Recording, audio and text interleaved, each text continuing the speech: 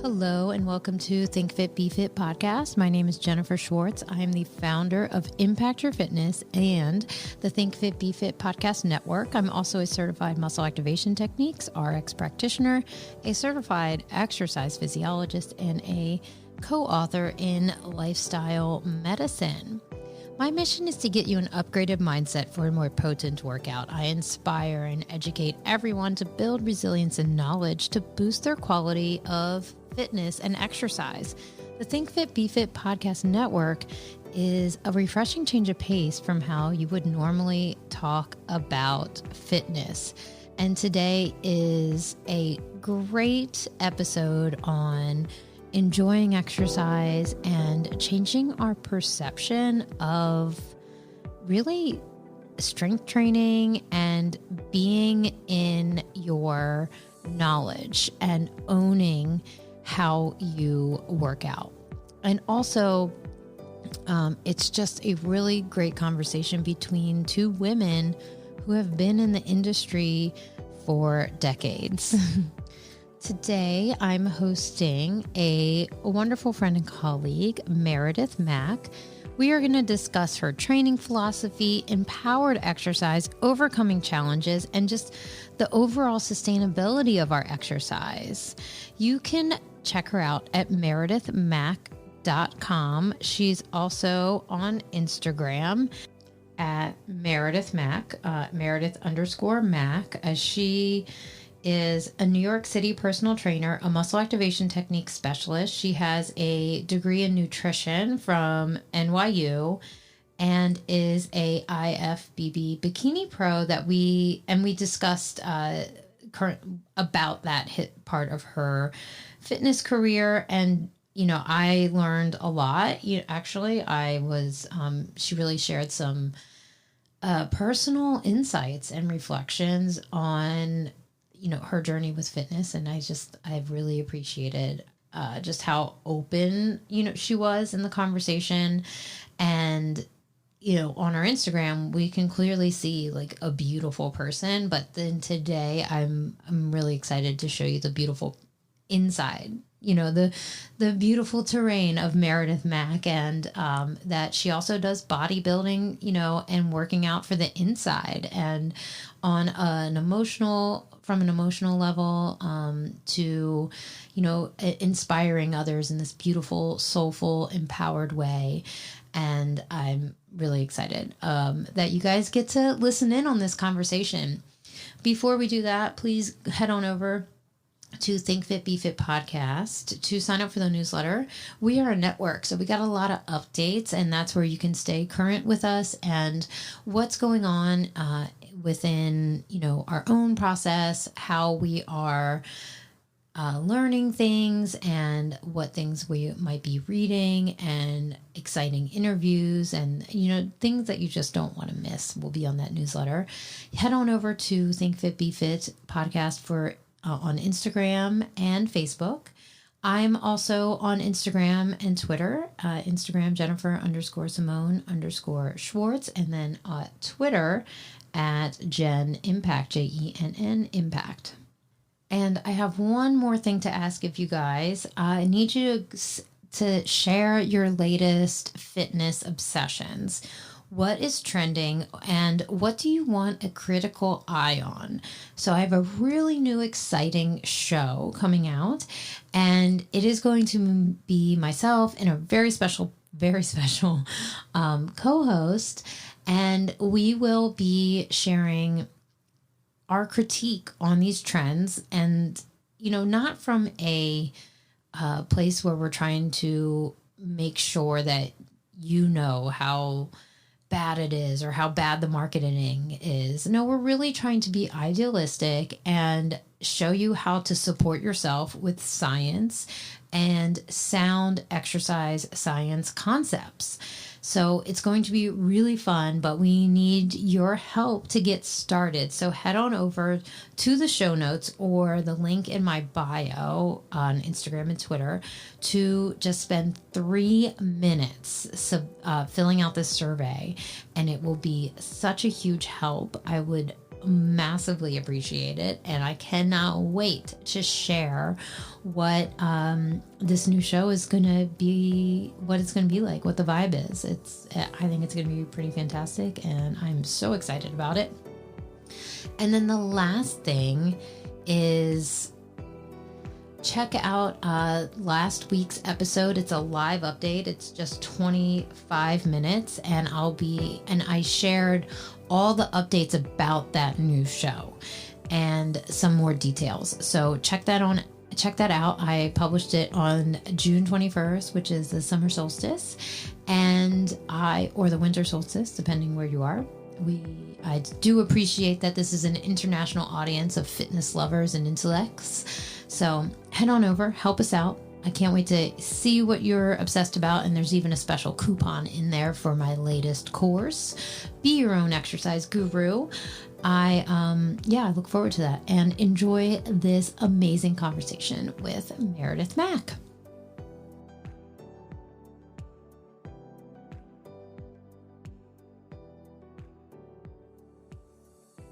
I'm here today with a friend, a colleague, and unicorn,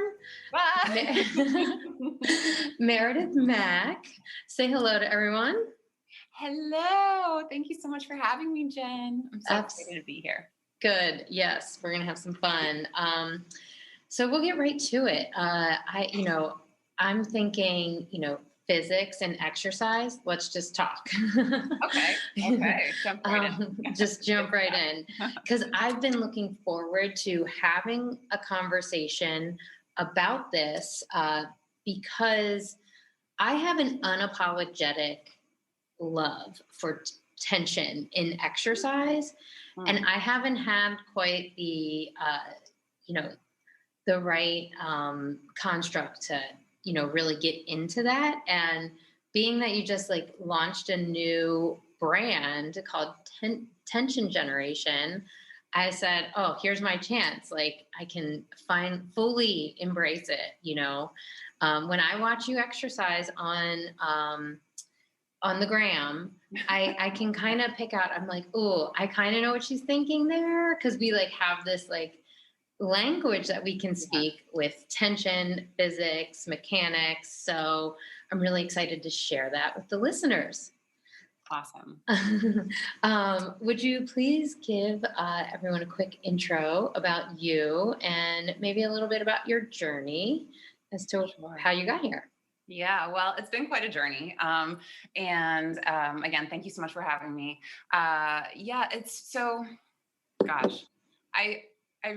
Exercise has been a part of my life for as long as I can remember. And I don't know that it definitely wasn't formal starting off, but I always was dancing and moving and interested in gymnastics and ice skating and roller skating and all kinds of movement oriented things. However, I really was not a sports person. I never really played on a team.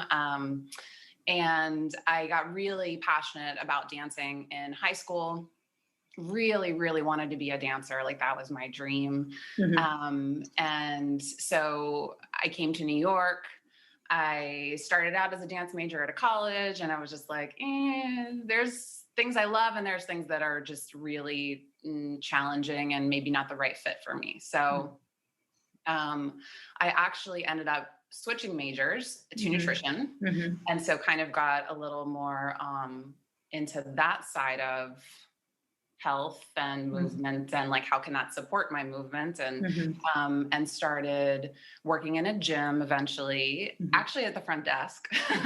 That's how I started. I needed a free membership. Yeah, I know. I mean, it was a great place to be. I knew, I guess there was a part of me that on some level knew that I wanted to be in a certain kind of environment that supported health. And it was a beautiful space and a beautiful gym. And it's where I have met so many of the people that have been so influential in my life today. So it's so funny that just kind of funny coincidence, whatever, fate that it worked out that way. But yeah, so I really got into the gym stuff, and several of my friends were trainers. And so I'm like, well, I'm going to be a trainer too. So I went through the NASM course and that's how I got started. And it's so funny. I remember like the first time I ever went to train somebody, I was like, I don't know what I'm doing. Like, I feel so uncomfortable right now. I like this poor person who's paying me money for this. And like, so it's just been a process then over the years of like, I guess, you know, really wanting to understand what it is to do. And as trainers, like the ability that what we can bring to somebody or what we, you know, what you realize, like I have the potential to also create harm with what I bring to somebody. So like finding the balance of wanting to help people move forward without pulling them backwards or without creating more discomfort for them. So yeah. Did you like, when you switched majors, did you like science at that point? Or, I mean, because nutrition is a pretty science heavy thing. Yeah. I've always really liked science. I mean, I never really, so in high school, like I never really took physics or anything like that, which, you know, that was I definitely tried to skip. I wish I wish I had, but it was never even like a thing. But I remember being like, I chemistry, whatever, like biology, I anatomy, all of those things. But yeah, when it was really science heavy. I think I actually even remember saying something like, if I knew I was going to have to take organic chemistry, I wouldn't have done this. And now, I mean, like, I would love to be able to sit down and just like really understand organic chemistry, even though I don't think that's like ever going to happen. Yeah. But I've never like been afraid of the science. Like, I think so much of it is like the right teacher. If you have a teacher who's passionate about it, they can like make anything interesting. So yeah, I mean, I had chemistry in college made me cry, actually. But you know, it was one of those things. It was a thing that pushed me, and you know, maybe I cry easy, but it doesn't matter. Yeah, you know. So you know, then another thing I wanted to put a pin in was when you were reflecting on your first training clients and things like that. Same thing, exact same thing. I got the pitch to be a trainer because I was an athlete, and I was honored, of course. I was like, yes, I am. And and then I started training people, and I had no clue what was going on. Yeah. And it was, and that was, I had been formally working out with weights at that point for almost 10 years. Wow. I fell in love with the gym culture when I was like 15. Wow. And so I was a consumer of fitness looking at the magazines when I was 15 and like figuring out how to do kickbacks and figuring out that I could do 3 different things and then put them all together, and you know, and that and just walking into like the trainer shoes, totally different. And then I got really upset because one time one of my first clients was a woman 8 weeks out of a double mastectomy. I was like, wait, whoa, like I really don't know. Yeah. Like I didn't even know. I don't even think at that point, you know, mastectomy was like part of my like vocabulary. Yeah, sure. Let alone trying to help someone. But I will say, my conclusion of this little story is that now that I have told that story on the podcast, and I've been interviewed by other podcasters, we're not the only ones. Like I know people have reached out to me with a similar story about the fitness industry and just being kind of thrown into it so many times. And so anyways, if you all are out there, I know you are, because you're going to drop into my DMs. And now that we have fitness for consumption on the feed, I feel like amazing being able to be like, I actually have a starting point for you and it's free. Like this is going to change your perspective, you know? Yeah. Well, there's and you don't know what you don't know. And like you said, like if you have had a background in training, it's not like there are things, and to work with certain people. I mean, it's a different experience to train yourself versus to train somebody else. So no matter what, but like, then you get thrust into like a situation with somebody who's really going through something like really severe. Like it's very scary. And the last thing you want to do if you have any empathy at all is like hurt them. Mm-hmm. Yeah. So. Yeah. And, the idea that exercise can be even harmful might be kind of novel to some people, but it might also be something that's the only thing someone knows, is that exercise is harmful and exercise has to hurt, or it's just the way it is for them. So anyways, I think we found a good way to bridge into this like love for working with the body in intra exercise. And so how do you explain using the word tension in your brand to someone who's like, I don't want tension. Right. I'm not stressed. I know. Well, I mean, so that was really, I was like sitting here and I was thinking about it, and I loved it because I loved the idea that we are like going through this whole pandemic, that we have all of this like social unrest, like there's all of this stuff that's happening in the world, and the tension from that we could actually take and turn into something.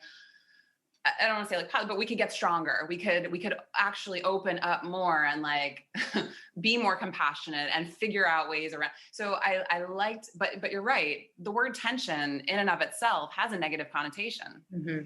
So I really like, do I want to call something that like, is that going to deter people from wanting to like explore this more?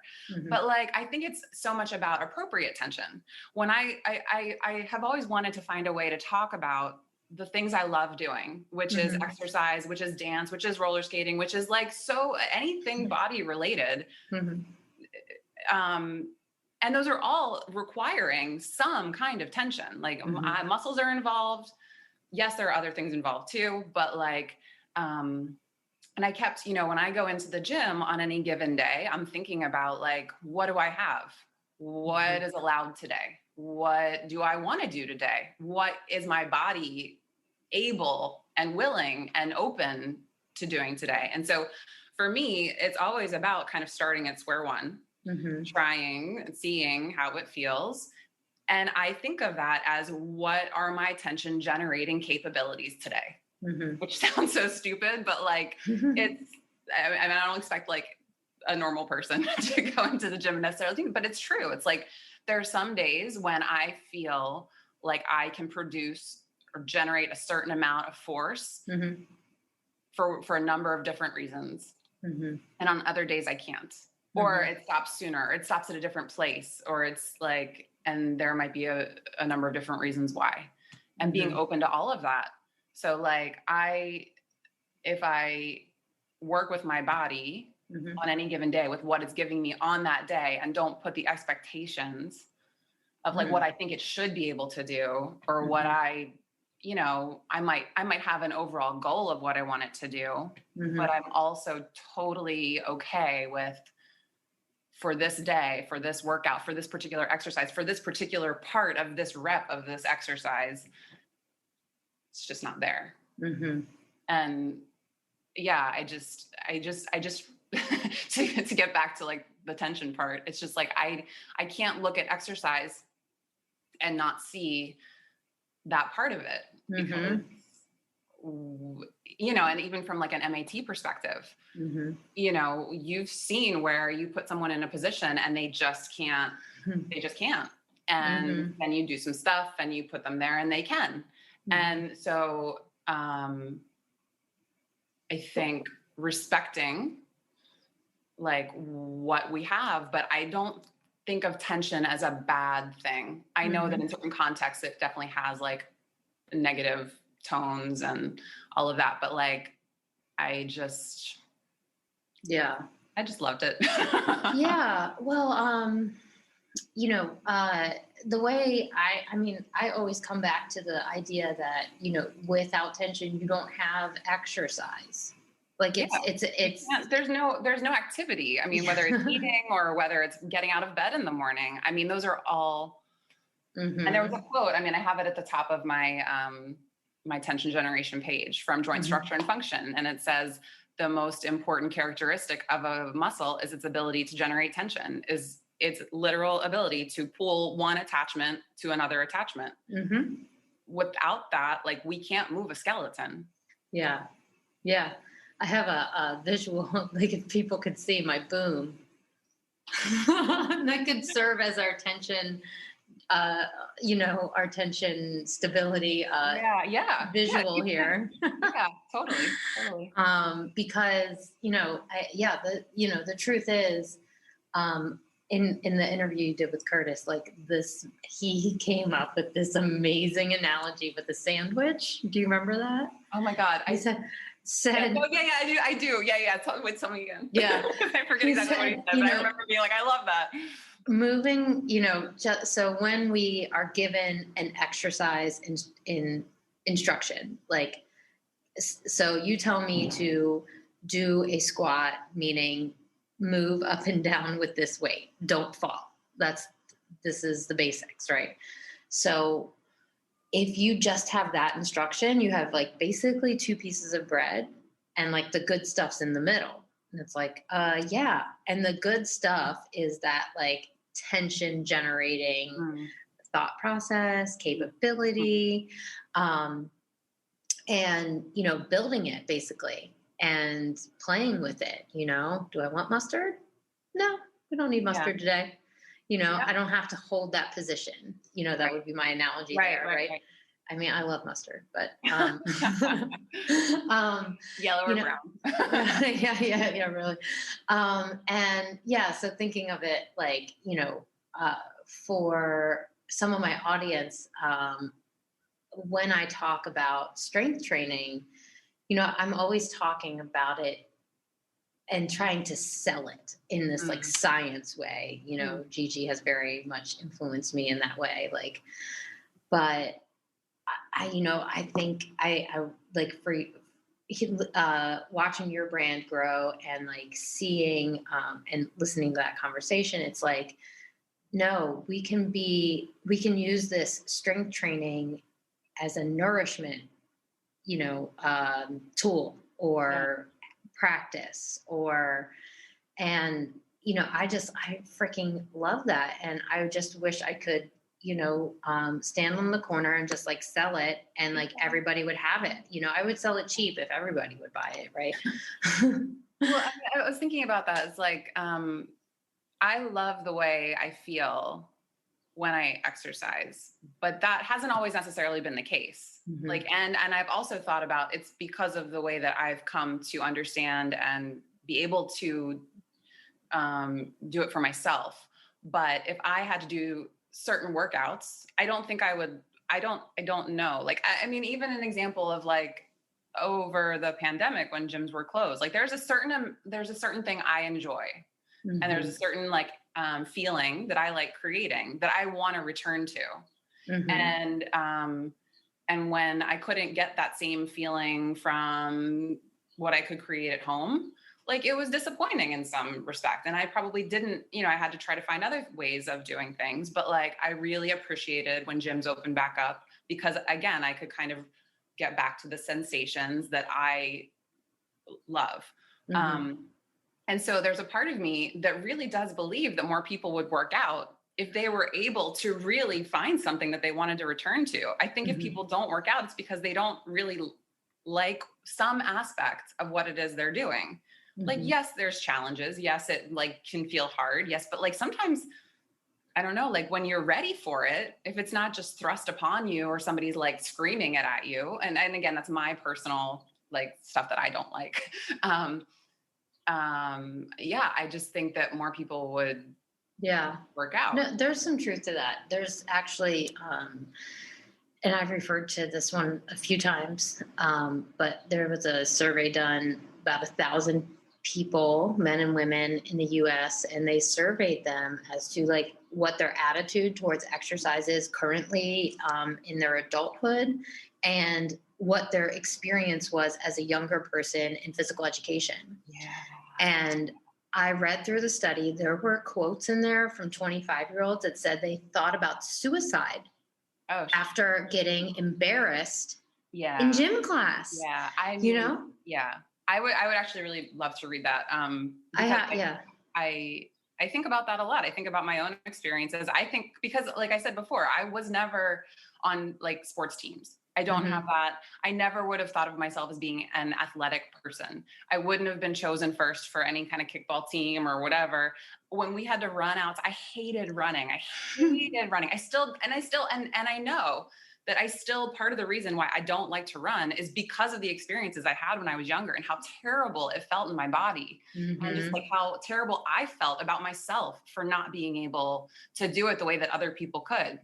And that's not my fault. Like, that didn't have to be, I mean, maybe they were trying to weed us out or whatever, but like, it doesn't have to be like that. I don't think for anyone. And it's unfortunate that those early experiences can like so impact us later in life. Yeah. I mean, they were hesitant to work out 15 years later. Like they just didn't. And like, so, you know, my bottom line there is that will impact your whole entire life. Absolutely. Right. Like that's detrimental if you never want to go back because you just don't like the way that makes you feel. I mean, and I think about that in terms of even like dance classes. Like it never happened to me, but like there are people who would get weighed, you know, and in other sports too. I think that they do that, you know, and certainly gymnastics and whatever else. It's like, gosh, I mean, you even think about like people who are in wrestling and like all the mental things and like the unhealthy behaviors that get formed from like trying to fit ourselves into somebody else's idea of what we're supposed to be and what's acceptable to be a dancer or a wrestler. I mean, I know there's weight classes and things like that, but like, no, you're that's spot on. I mean, you know, I've worked with a ton of younger athletes, and it was really disturbing when boys would come to me with these questions, and I'd be like, well, I don't know who to even send this to, because they were just questioning how much they should eat and how fast they would be if they had less weight, or, you know, it was just like really, it was kind of all over the place. And so, you know, the point is, I think is that, enjoying exercise can come if we can, you know, create more conversation around what can happen intra exercise, the questions we ask ourselves before exercise, the way we transition into the gym, you know? And I would also like to say retweet on like getting back into like the machines and lifting, was glorious. I mean,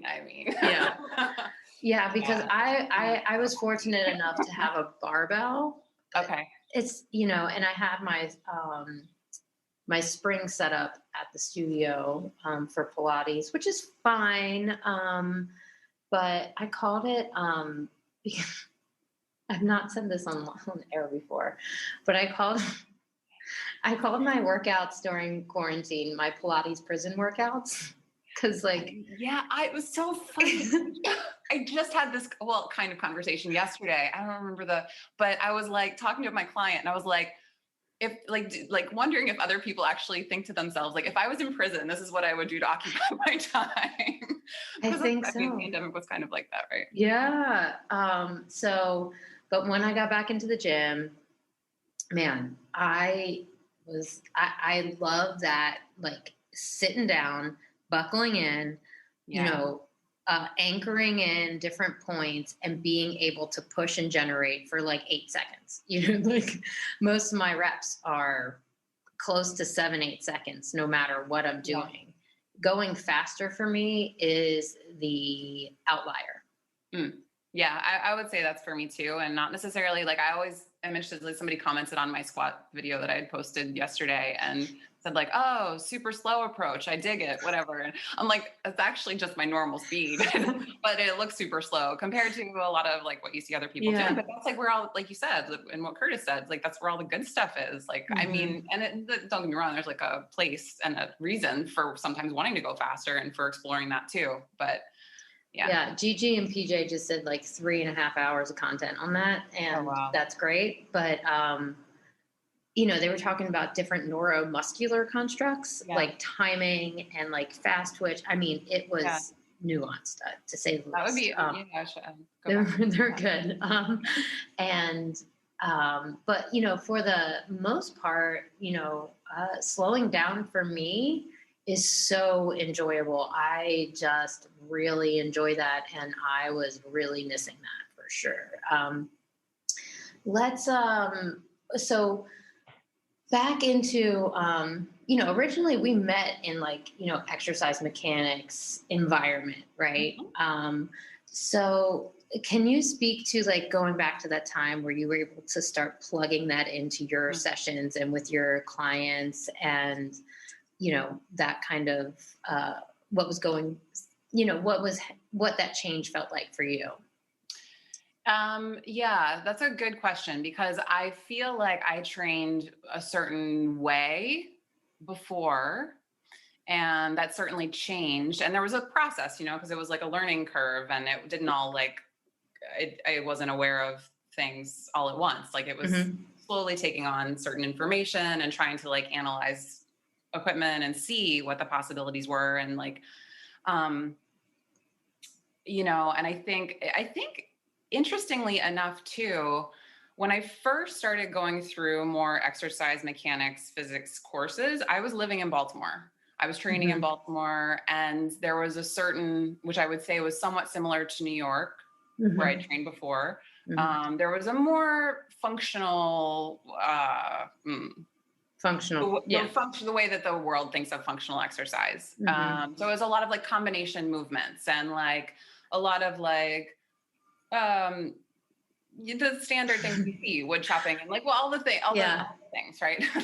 Balancing, and which is like, there can be a time and a place for those things, but that was primarily the thing that I was doing. When I ended up moving to a gym that was really just machine based. I mean, there was, and so it was when I was kind of forced, well, I don't want to say forced, that was really like what was available. Before, if you're working at a gym that doesn't really have a lot of equipment or machines. Well, it's like if you were in a band, it's like you had a kazoo, and then you got to, the place with all the machines, and it was like, whoa, there's like 6 different string instruments here.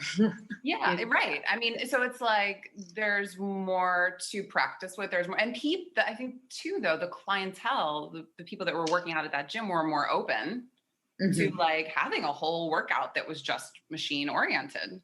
Whereas the expectation in other locations might have been, but like, when do we do the jumpy stuff, the rotation and the press with the thing, and it's like, well, what am I even, and and even exploring that part of it.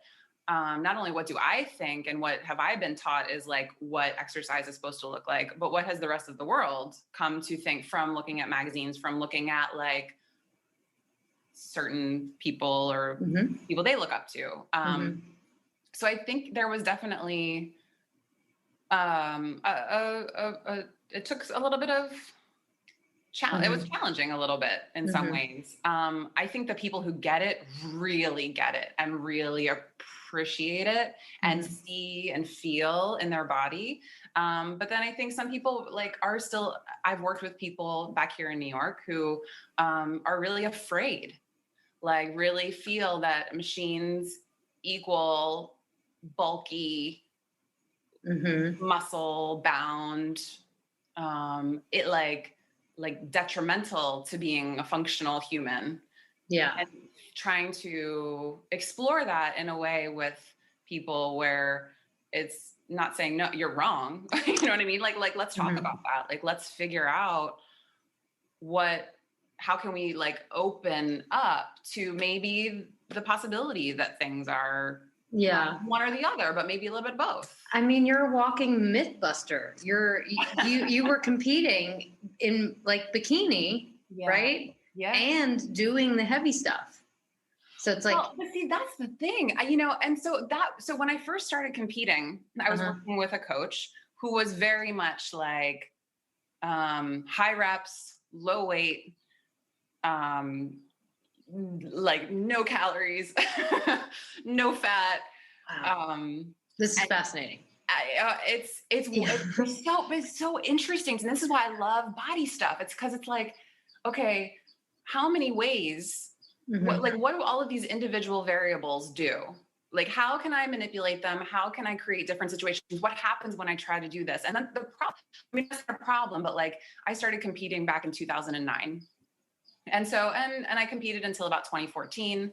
And I tried a few different things. I would say there were two really like standard ways that I got there. And now I'm doing a whole kind of different thing. And I'm like, wow, I feel better than when I was competing, like in a lot of different ways. But, sorry, got off on a little tangent. Oh no, that was great. But no, that was when I first started competing. High reps, low weight, all of that. And then what I found for me, because I have the trouble of like keeping muscle on, especially if I'm not taking in a high enough calorie, right? Yeah, I can completely, that makes complete sense. Yeah. So starting to actually lift weights and to not feel like scrawny and like weak, but to feel strong and like I can go into the gym and it's not like I'm using this 5-pound dumbbell and doing 100 reps of it. I'm doing a 25, whatever, and I'm doing 8 to 10 reps and then I'm seeing myself get stronger. Like, oh, I can do 30s now. Oh, I can do 35. Like to me, that's empowering. To me, I want to feel strong in my body, not like, not weak, which is what I kind of felt like the other approach was making. Yeah. So what I'm imagining is like total failure towards the end of a set versus walking away from a set, a little sweat, but little elevated, but good, like feeling good. Like you're still grounded. You're not falling apart. Yeah, no. I mean, I just don't. Yeah. I think the thing is that I always like with everything I do, whether it's competing, which is kind of an extreme sport in some ways, or can be, whether it's dancing, which again can be an extreme. I don't want to really participate in any, and maybe that's my downfall is like, I don't really, or maybe it's not, but I don't want to really participate in any of these things to their extremes. Because I think it's like at the extreme that you're like asking your body to do things that it won't be able to do for the rest of your life. Yeah. I mean, do you feel like you achieved something through competing? Do you feel like that was, I don't know, an achievement for you? Yeah, I think it was absolutely something that needed to happen in my life. I really liked the way that it forced me to make goals for myself. I don't really care about the getting on stage or I mean, it was nice to get my pro card. That was like, felt like an accomplishment. But I know that there's just as much, like, I don't know if I'm supposed to say, but I feel like there's just as much like kind of backhand, like underground things that go on in that whole world that like me getting my pro card could have just been by chance, you know? Yeah. I mean, I felt good about it. I felt good about where I was at that time, but I know full well that like the division bikini has expanded exponentially since I was competing and got my pro card back in 2012. Now it's like classes of 50 girls or whatever. And like, I might not even be seen at that point, you know? So it's timing. It's like all of those things. But I loved the process. I loved starting at a place, having an idea of where I wanted to get to and working diligently and consistently over a stretch of however many months to get there, and seeing my body change. And yes, it's challenging, but like, it's like the same way that anybody would train for a marathon or train for some kind of event that just requires a little extra. Except there's rhinestones involved. Yeah, like the swords with like, like one of my favorite like trophies or whatever was like this sword with this like dragon with like the ruby on it. I was like, yes, I got that one.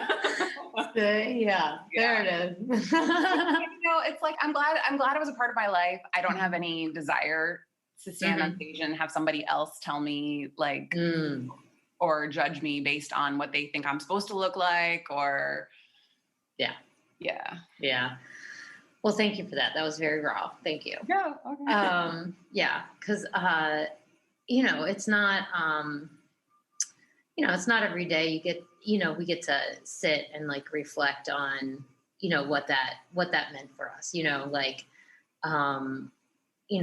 look at the soccer the same way. Like, if you look at my actual resume for soccer, yeah, it was freaking awesome 20 years ago. Like, semi-pro, like I toured in Europe, I played blah, blah, blah. Like, and, but I mean, now, like, I'm a C- student in those, in what is like considered like good now, So, but, again, it taught me so much about the world. Like soccer for me taught me, I learned about racism. I learned about,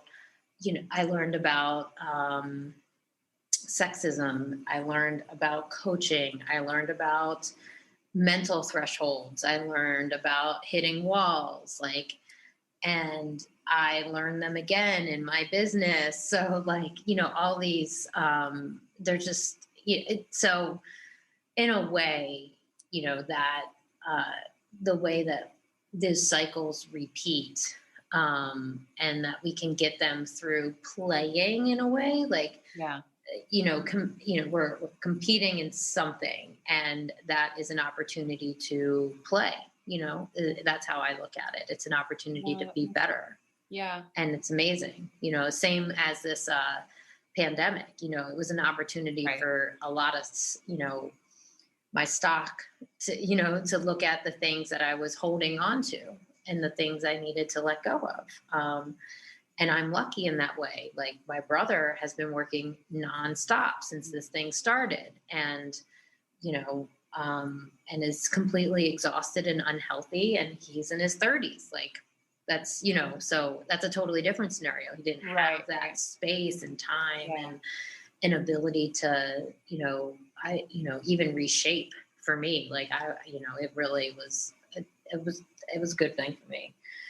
So anyhow. Yeah. I hear that though. Like everybody had such a different experience and a unique, set of circumstances that came up for them. And I kind of, on the same side as you, like it gave me time to like reassess and like think about some things. And I was grateful for that time. And that's when, that's when tension generation came to be, right? Yeah. Yeah.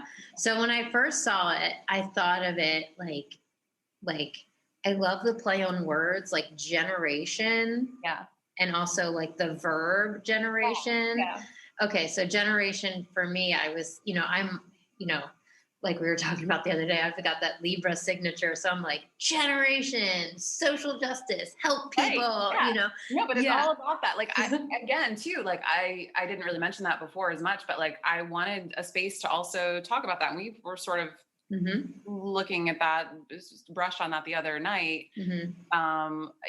Social justice and like how does that affect like in the fitness world where safe spaces and patriarchal structures and like toxic masculinity and like, I want there to be a way to discuss all things and anything that, that I think is important.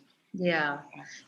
So that's a brilliant play on words then. That's what I thought when I saw it. So good job. Because that, right? I really got into coloring, like, and I would just sit and I would color and like try to like think about life and like, what am I doing? And just like those things that just and then what else is I always ask people, you know, what are you like currently studying, or are you planning to take any courses in the future that are, or, you know, something interesting in like a intellectual endeavor? Okay. Well, you know, right now I really feel like I'm trying to open up more to different modalities of movement. So like I mentioned to you the other night that I have gotten sort of back into this gyrotonic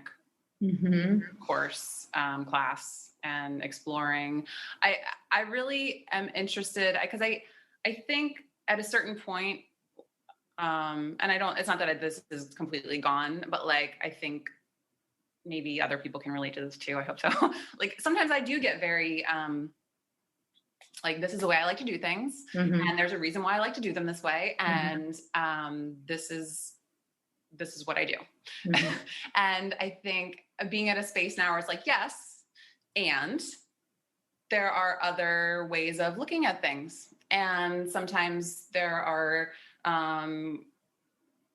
oftentimes dance and weightlifting have felt at odds to me. And I've always been trying to find a way I want to be able to do everything that I want my body to be able to do, anything and everything I want it to do. That's freedom. That is freedom.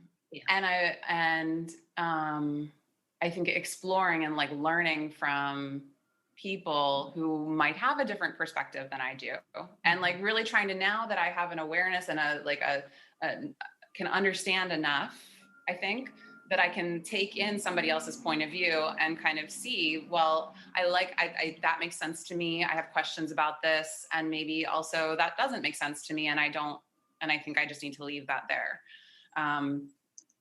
I feel like that being open to that at this point is really is what my next expansion is like really trying to open up to how all of these things fit together. How do you create the most well-rounded system? And how do you, so that you can keep growing and keep getting, because like I don't know, I just really feel like I want to just keep getting stronger. Every sense of what that means. And I just refuse to believe that because I'm a certain age or whatever, that I have to like stop until I have a good reason to stop, you know? Yeah. Well, this is a good space to do that. You know, I think, one, you know, I'm familiar with that desire. It like is a fire in my soul, honestly, to think about getting stronger and aging at the same time. Yeah. And that's one of the things I use this podcast as growth, you know, because I have to, one, be responsible for what I'm saying, which is, you know, with a loud potty mouth like mine is like a real challenge. You know, and like, honestly, like coaching, what I used to like in the athletic space and strength and conditioning was just a warm up for that, because, you know, you have to really take responsibility for what you say to like, you know, younger people. At least I thought so. But that was just a warm up for this, like the growth I've experienced just from that. Like I'm responsible for what I say. I'm putting it out there. And like a couple episodes ago, we were talking about cardio exercise, and I was like, oh yeah, my double unders, like I pee a little now. So like, I just like, you know, it just like came out, and I was like, oh, you know what? It's true. Like, you know, my jump roping skills aren't the same. Right. But anyways, so like the things that I'm questioning now, are, you know, like the attack of, we culturally attack fat. That's one big one for me. And then that leads me down the rabbit hole of brown fat, white fat. And like, I love anatomy. I love biology and anatomy. It's like, I love bones. And, you know, and then now I'm on this next level, which is like, ageism. But, you know, it's like, the one end of it is, you know, refusing to say I don't want to say I'm too old. I don't want to have that excuse, because it's really hard to hear from someone who is so interested in, like, you know, the preservation of muscle and nerve health, right? Because once those things start declining, you and I both know from sitting in the trainer position, from sitting in the daughter position, sister position, it goes downhill. And it's, you know, and then, but the other side of that is like, I don't want to fight that in a toxic way. You know, I don't want to chase youth. Right. That is impossible to catch. Right. And I don't want to participate in that on a cultural level. Yeah. I love that, you know. I know, but it's true. It's the same. I think that's so much about why it's so great to have these conversations, because there's two sides, like at least two sides, but like there's extremes at both ends of it. And like, what does that mean? And like, yes, I want to be healthy, and yes, I want to feel good. And yes, I want to feel free to move, and I want to look and feel the way I want to feel. However, where is that really coming from? Is that societal pressure? Am I feeling like, because then that becomes a prison in and of itself. I mean, I think so much of like, I've struggled to really understand my relationship with exercise over the years, because I think it initially kind of came out of a societal pressure that I needed to look a certain way in order to be loved, you know, and it's from, but at the same time, I am where I am now. And I can look back and say, well, those were my experiences. I don't think that that's how I relate to exercise now. But I recognize that exists. So like, what are the intentions behind what I'm doing? Why is this just something I love? Or am I feeling like this is who I have to be in order to get something else from it? And I think like we can ask ourselves that about like so many different scenarios. Yeah. What I think is super special about you is that you take this into a visual form. Like your pictures are just, you know, they're art, you know, people could hang those, like, and as not in a, you know, it's art, you know, I wouldn't, you know, it's like, there's a symmetry to it. There's a dynamic piece to it. You know, it's not you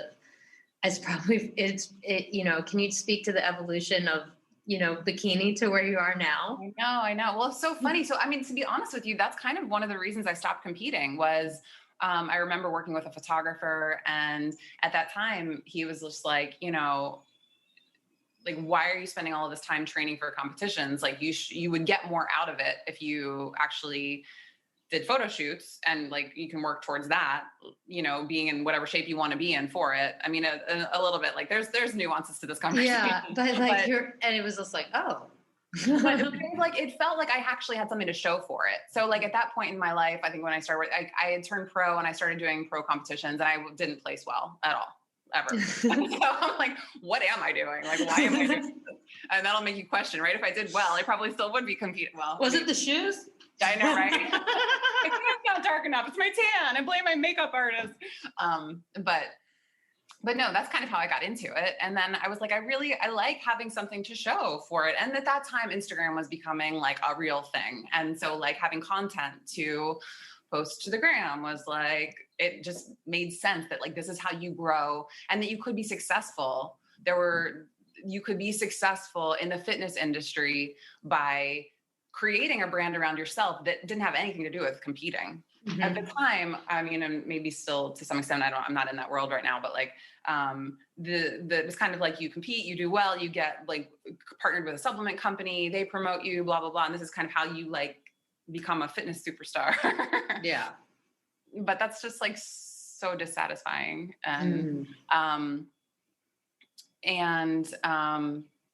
So yeah, that's kind of how I got into the whole photo shoot thing. And it's, you know, ebbed and flowed based on like, because like there are times in my life when I've been more involved in weightlifting and resistance training, and then I will have kind of a swing back the other way towards dance and like kind of get more like feeling like I want to be artsy and like creative. And then I'm kind of like, yeah, but I want to be strong. Yeah, that's awesome. So yeah. So this past one was really cool because it kind of like really brought together a lot of those things. It felt like the desert stuff. Yeah. Like I felt strong. I felt creative. I felt artistic. I felt like I was working with someone who like was really trying to bring out those things too. And it just felt like it hit on a lot of different notes that are not just one aspect of, but like a really like got to more of who I am, who I want to be. I don't know. Oh my God. Yay. Just retweet, yay, stars, emoji, whatever. Don't have the words. Love it. Well, okay. One technical question and I'll get you out of here. How do you maintain like being able to do a split, like, and get your leg up in the air? Well, yeah. So I got lucky. The last one that I just posted, like that was total luck. Like I was like, he would send me pictures like, do you think we could try this? And I'm like, we can try, but I can't promise you anything. Like, I don't know what that's going to look like. But no, so that's, and again, I kind of like, go back and forth about this. Like, I do think the whole idea of wanting to be stable and mobile at the same time. I have always been a flexible person to some extent. And if I train more towards flexibility, I will get a little more flexible. And if I like ignore it for a while, I will be a little less flexible.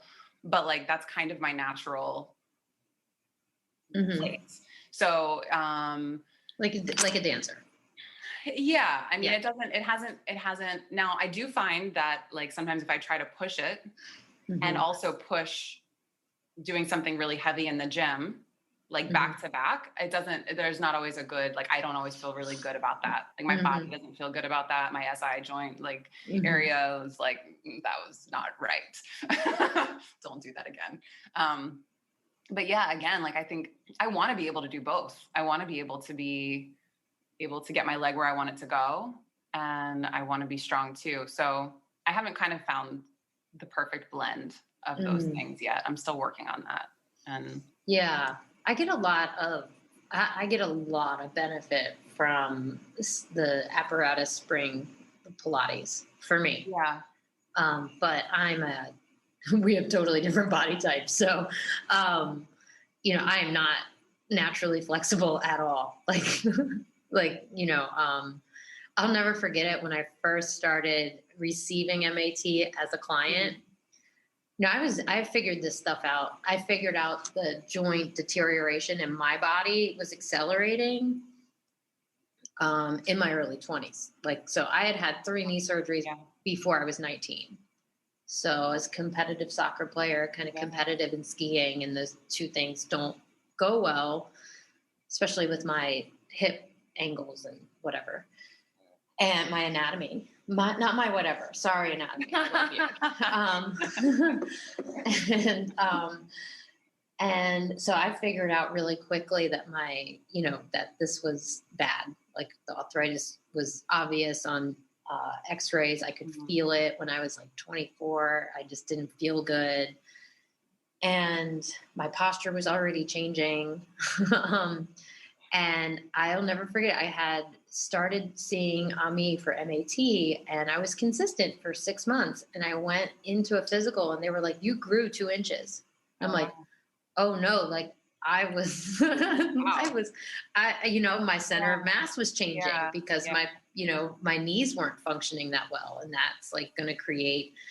So anyways, when I found using Pilates, and I've been pretty consistent with that for a number of years as a student. I don't teach it by any means. I offer it to people in my studio, but, that's the thing that has really been able to get me to maximally to where I am today. And I'd have no reason to push it any further. Oh, except for golf. I have taken up golf in the last like 2.5 years. And there are some challenges for being 5'2.5" and trying to swing a golf club. Let me tell you. There are challenges for being 5'8.5", and golf has never been my sport. Yeah, but that's so cool that you're doing that. Yeah. Well, I need, for me, like, I need to be outside. I also need a little bit of structure in order to do that. Like, I can go on a hike, but I'm not like motivated enough to like get it all together. Like, I got to pack food, I got to pack water, like, so I need that like appointment. Like, no, I think that like golf courses are located in some of the most beautiful, majestic places in the world. I'm always like, man, I wish I golfed, because then I could go to Scotland and like.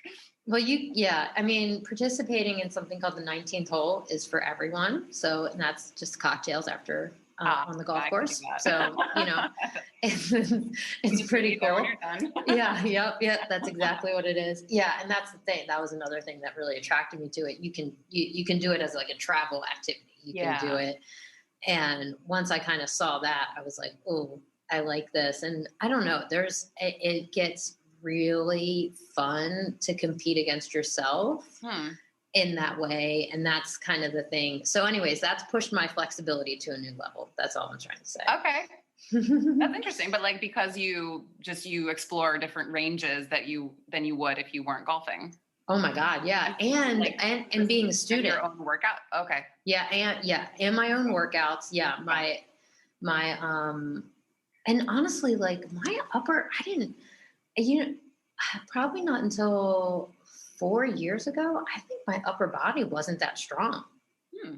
And as soon as I got stronger up here, like my hips were moving better. And it just like even as an MAT specialist, it like didn't even occur to me, because I've been doing MAT full time.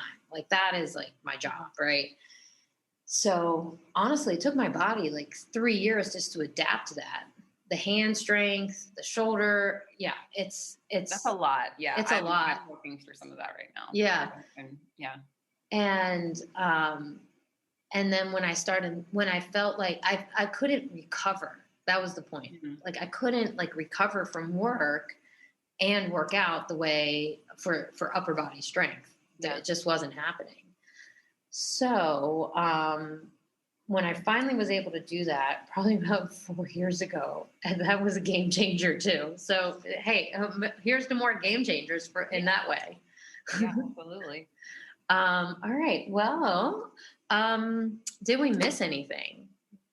Well, I'm sure we did, but I'm sure we could have another conversation at some point. Yeah.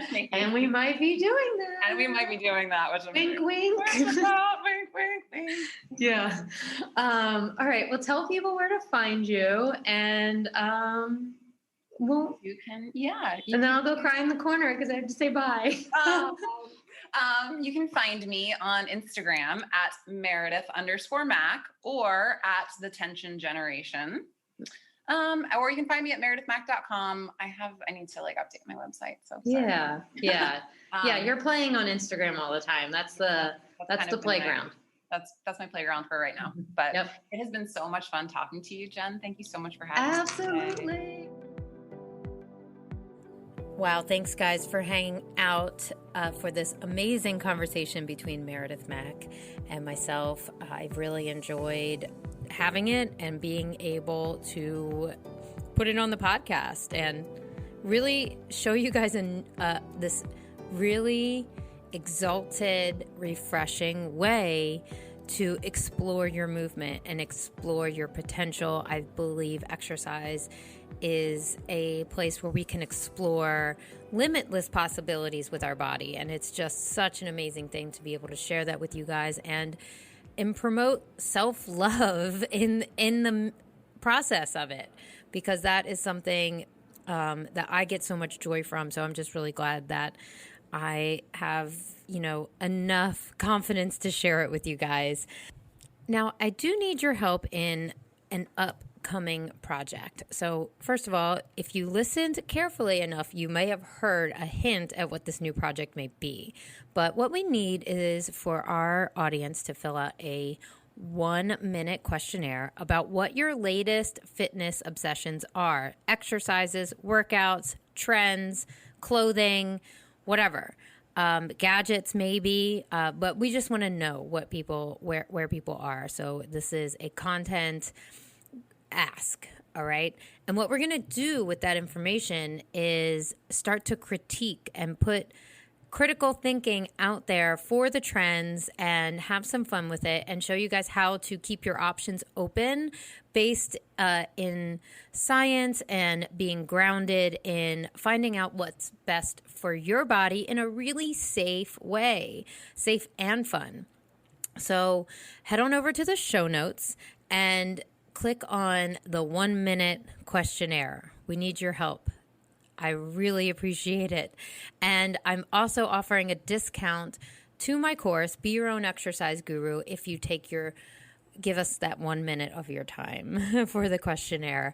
So I would really love to hear from you, obviously, and I would love to give you that discount to the course. The second thing is head on over to iTunes, subscribe, first of all, and give us a 5-star rating.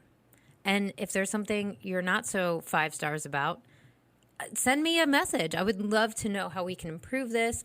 I would also love to know what you are learning from this podcast. So you can share that with a review. You can share that with me. I would love to read that and know more about how people are using this information, and share it with your friends, your loved ones. I truly believe that we have to learn how to respect exercise and explore all these possibilities. It's not the norm in fitness culture to enjoy exercise as much as Meredith and I do. So this enthusiasm can be yours as well, but it also can be part of your social circle and your family circle. And what a beautiful idea that is, to share the gift of fitness, like just enjoying it, being able to share that and be rooted in that. I just truly cannot think of, anything better, obviously. Anyways, I'm so excited to just continue working on this and connecting with you guys. Head on over to thinkfitbefitpodcast.com, where you can sign up for the newsletter. I'll send out that newsletter twice a month, and you can just hit reply and say hi to me. And, of course, I'm always on the gram as well at Jennifer_Simone_Schwartz. And then the podcast is at Think Fit Be Fit Podcast on Instagram and Facebook. Have a great week.